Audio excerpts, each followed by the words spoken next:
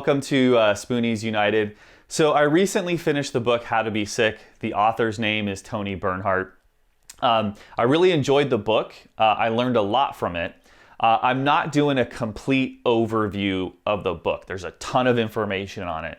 Instead, I am going to cover a few key takeaways, or I would say techniques, that Tony taught me that she uses to manage her mental, emotional state surrounding her chronic illness.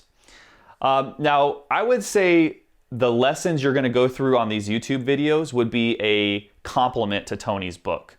So what I mean by that is I talk about a handful of techniques Tony teaches in her book, but I add some additional context and some of my own teaching style to it.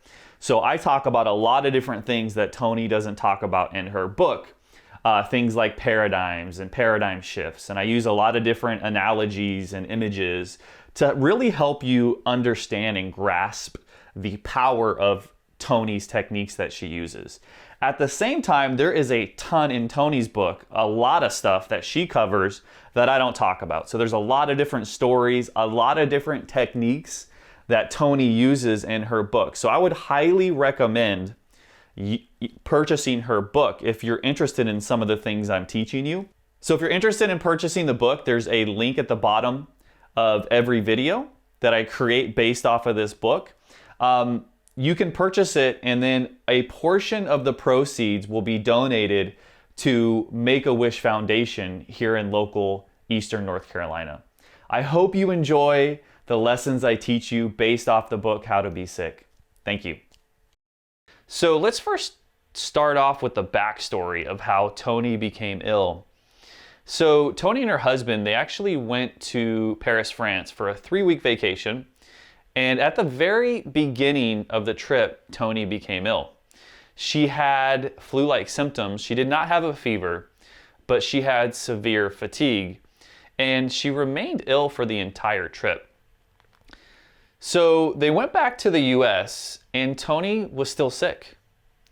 She remained ill, and it got worse. It got to the point that she had to leave her profession as a law professor.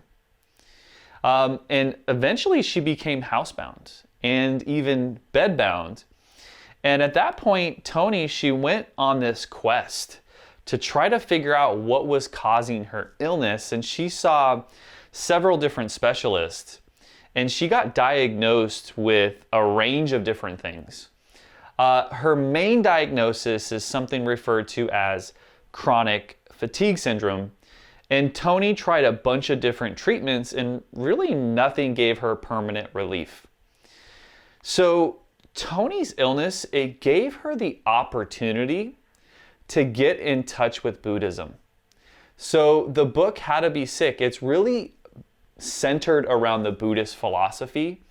Now, I'm not going to cover a lot of the Buddhist concepts. I'm going to stay away from that, and I'm not really going to use Buddhist terminology.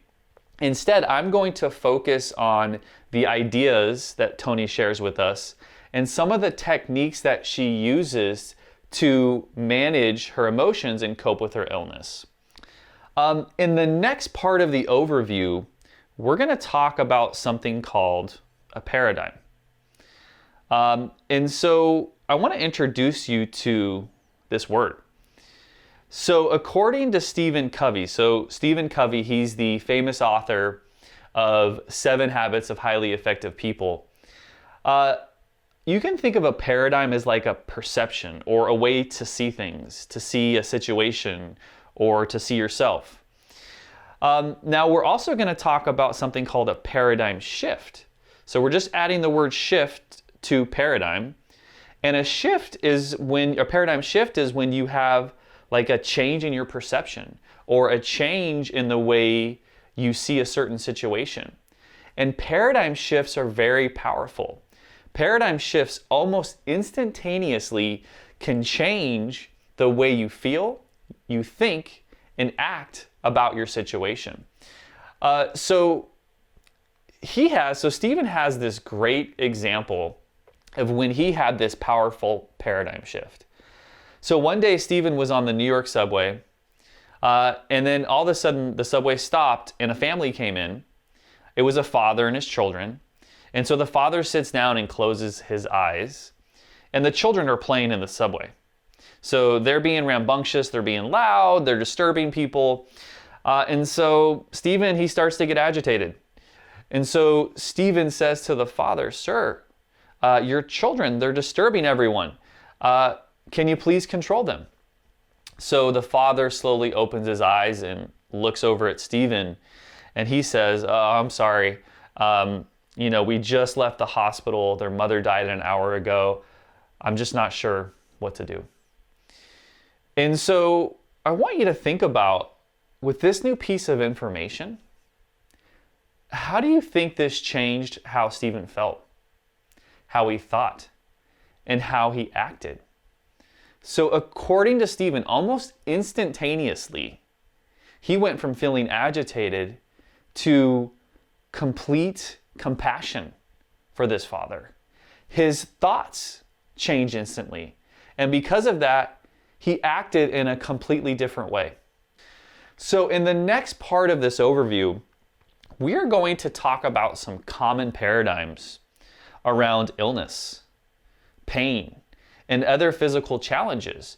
And you might perceive yourself in a certain way, and maybe your perception's broken, or maybe it's not serving you well. So we're going to introduce to you maybe some new ways of thinking about your circumstances. Now, you may not have as big of a shift like Stephen did, right? Stephen went from one end of the spectrum to being very agitated to being full of compassion. You might not have that massive shift like Stephen did, but that's okay. Even a small shift in your perception about your health situation, it can still change the way you feel, change your thoughts, and change your actions, and can take you down a completely different path. That's all I have. We'll see you in the next part of this book overview. Thank you.